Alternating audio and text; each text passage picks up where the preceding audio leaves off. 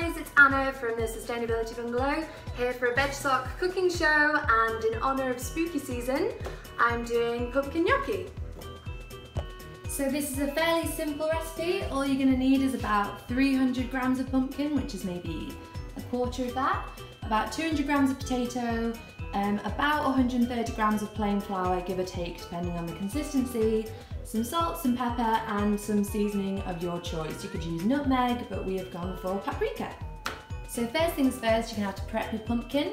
So remove all the innards, and then we're gonna slice it, score it, and put it into an oven at around 200 degrees, and I'll show you what that looks like. So here's the pumpkin ready to go into the oven. I've also just added some salt and pepper and chopped garlic, but that's not essential. I'm also putting far more in than I'll need for the recipe, just to use in other things, but yeah. So while the pumpkin is waiting in the oven, we're just gonna peel and slice this potato and then put it in some boiling water until you can put a knife into it easily. Make sure you keep checking on your potato and pumpkin as they cook. So apologies for the gross hob.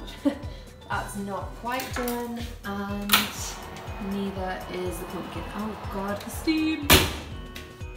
So once your pumpkin is cooked, you need to scoop out the flesh and either mash it, or you can whiz it in a blender, or alternatively you could just use canned pumpkin puree. So once you've pureed your pumpkin, it should look something like this, weighed out, along with the weighed out flour, and the potatoes, once they were cooked, I just mashed them together and weighed them out too. And these are the three main ingredients for the gnocchi.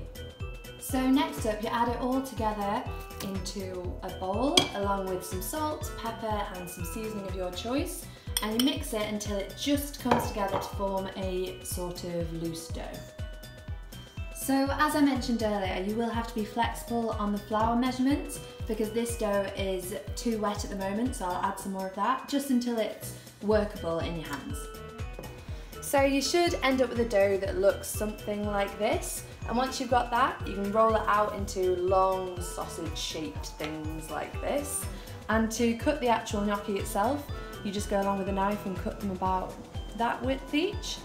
And if you want to be fancy, you can then go along with a fork and put a little indent on the top of each, or if not, you can just do it like this. And yeah, I've made a lot more than I expected, but that's good. We can put some of the dough into the fridge or freezer and it'll make more dinners. Once you have your gnocchi ready, just add them to your boiling water. I also salted the water.